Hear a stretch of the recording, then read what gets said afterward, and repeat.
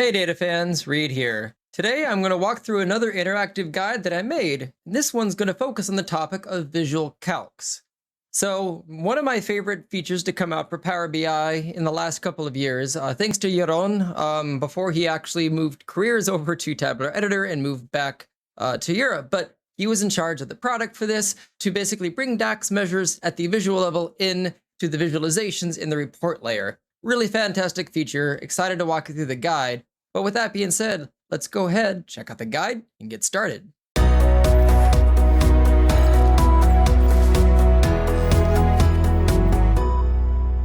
And I'll start with the question of what are visual calculations. So DAX measures live inside of the semantic model itself, and they are ran against the actual model. Now, visual calcs will live in the visual layer, and that is going to have things such as special functions for like running averages, moving averages, previous and next, but they are visual by visual, stored essentially in the report layer, calculated inside of the visualizations. So let's see the differences in action. Below, what we have is a base table with a visual calc added that we can see for running total, which is a running sum that was added, in this case, to a visualization, likely a table or a matrix visual. Now, some of the core functions, as I mentioned, there are a unique set of functions built in to visual calcs that are meant to be calculated at the visual level. So one example is a running sum, which will give you a running sum of everything, basically either left and right on the axis or top down on a table that will just total up the values. Whether or not it's by period or by category, it doesn't really matter. It will calculate these up. You can also calculate moving averages as well. So as you can see with the function here, that will actually do a moving average per the number of previous rows that you have inside of the visual or along the axis.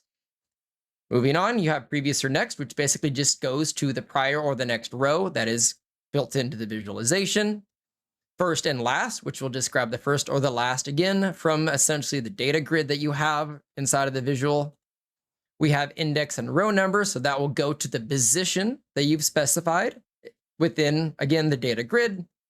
And lookup or lookup with totals, which will allow you to basically fetch a specific value from anywhere inside of the visual matrix or data frame, as I'm calling it, where lookup will inherit the current row's other dimensions, which can be really great for same time period comparisons, whereas lookup with totals will ignore them and pulls from the total, which can be perfect for a comparative fixed baseline.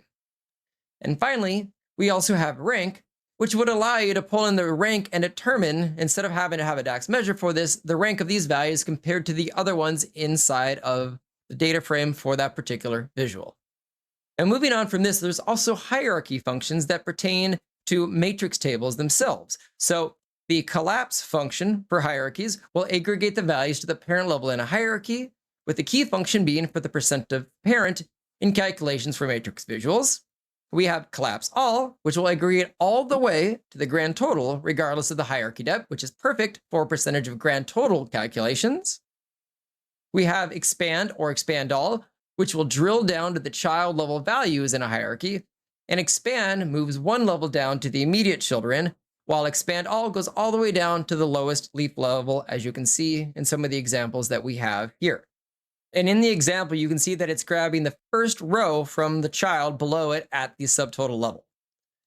Now, that level is a test similar to other if conditions, where it will test whether a column sits at a current level in a hierarchy.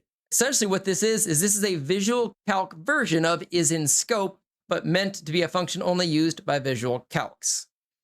Continuing on, let's talk a little bit about also axis and reset parameters, which allow you to control the calculation direction and whether or not you want to restart certain behaviors.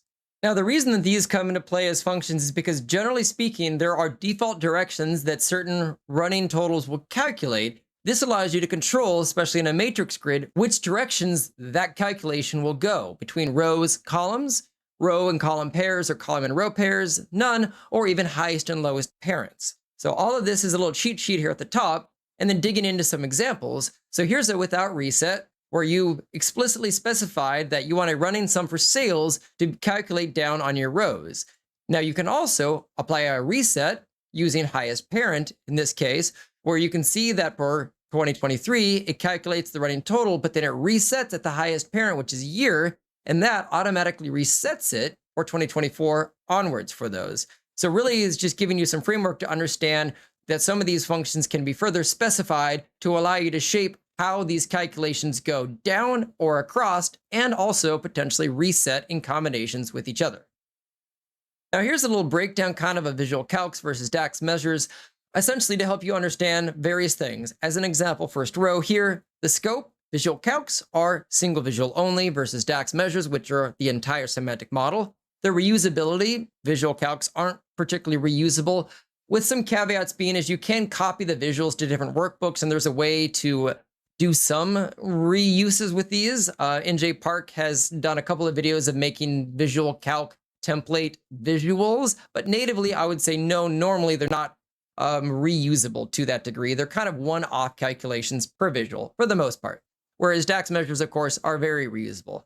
Data context, so the visual calcs can only read what is inside of the visual. For the aggregated matrix, basically the data frame for the visual, it is calculated after the initial data loads, where full filter context, full model context is available for DAX measures. Complexity, visual calcs aren't designed to be that complex. Yes, they have a series of functions, but they're meant to be simpler and intuitive. Obviously, you have the full library of DAX functions available when you are using regular measures.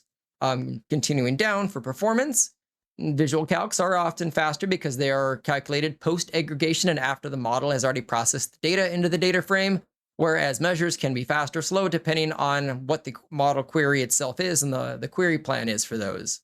Model impact, visual calcs are report layer only, where DAX measures are changes to the semantic model. And last but not least, best for quick analysis and prototyping for visual calcs. And again, one-off type things where DAX measures are more centralized business logic for those. Some takeaways of using visual calcs when quick running totals, moving averages, row comparatives are a big one. When the calculation is specific to a visual and you want to prevent model bloat, great way to leverage those without having to add a bunch of extra measures. You can use DAX measures generally when most of the historical stuff that we're familiar with those, when you want repeatable calculations that will be needed for multiple visuals. And governance consideration, it can fragment business logic a bit, so just be careful on that because it is scoped all the way down to the very end of the pipeline at the visual level. So a little bit harder for people upstream to manage those and also know if the numbers are right if you were doing these ad hoc. So something to keep in mind. Now some performance benchmarks as well. So this comes from Boz at datatraining.io, How to Power BI. He did find that there were some performance considerations between the two of them with a couple of things. So in import mode, he found that Pareto and cumulative was about 4x faster. Moving averages was about 5x faster. Leveraging DirectQuery, because that calculates after the fact. So these are calculated locally rather than from the core system. So it actually, in some cases, was significantly faster in some scenarios. So things to consider. And also the link in the guide will take you to information around that if you'd like to check that out.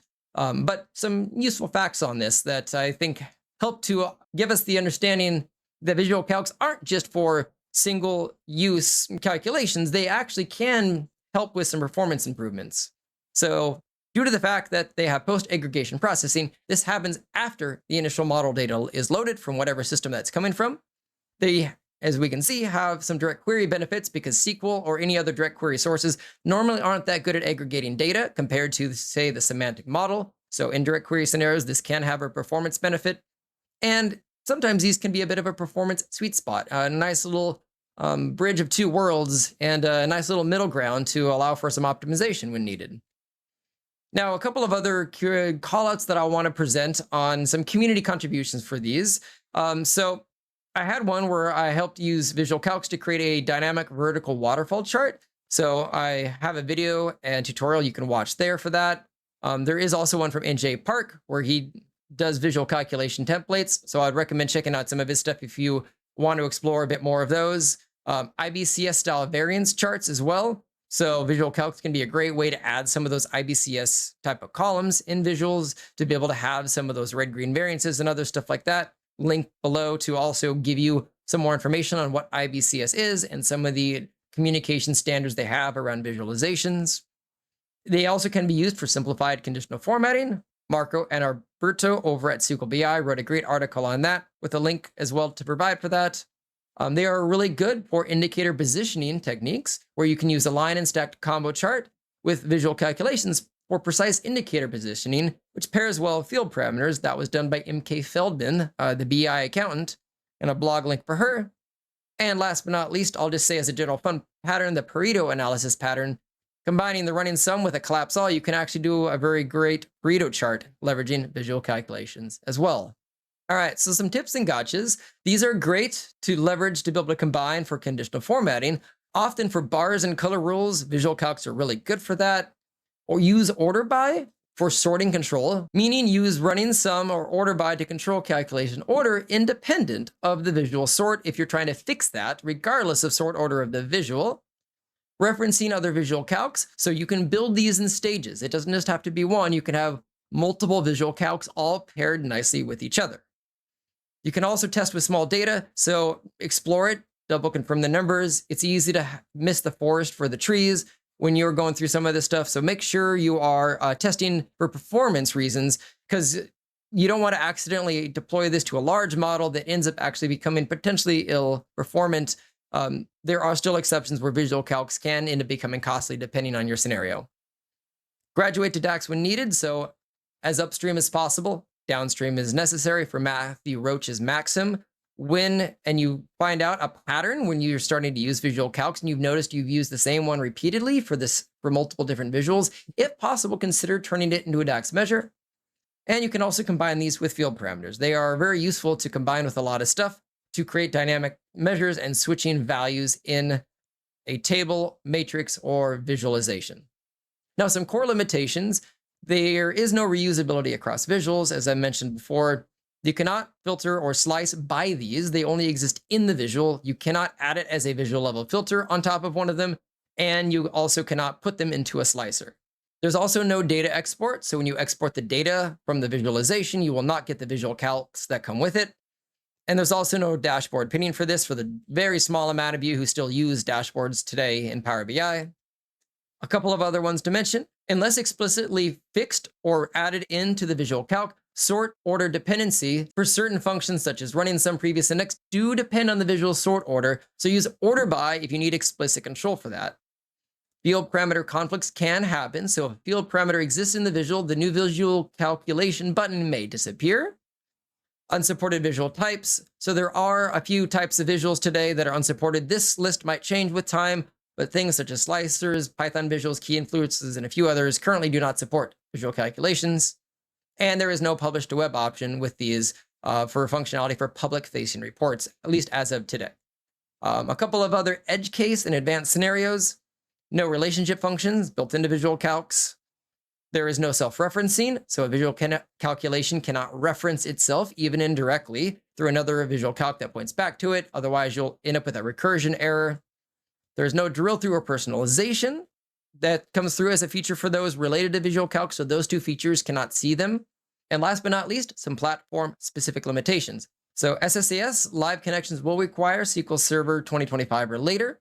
Power BI Embedded has no IntelliSense, just FYI, for visual calcs, so authoring does happen blind for these, and check your target platform before relying on them.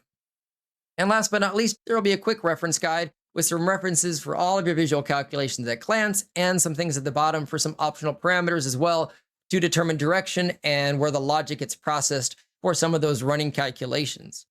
But overall, I hope you found this guide useful. Visual calcs are a great feature, and this gets a good introduction and intermediate walkthrough of a lot of the families of functions that are built into visual calcs and some of the use cases you have for them. So hopefully it's something that you can take with you and maybe get started in some of the development that you might have for it. But otherwise, drop any comments or suggestions for future videos down in the comment section down below. Check out some of our related videos here on the upper left. And as always, liking, commenting, and subscribing will help the channel grow. That being said, I'll see you in my next video.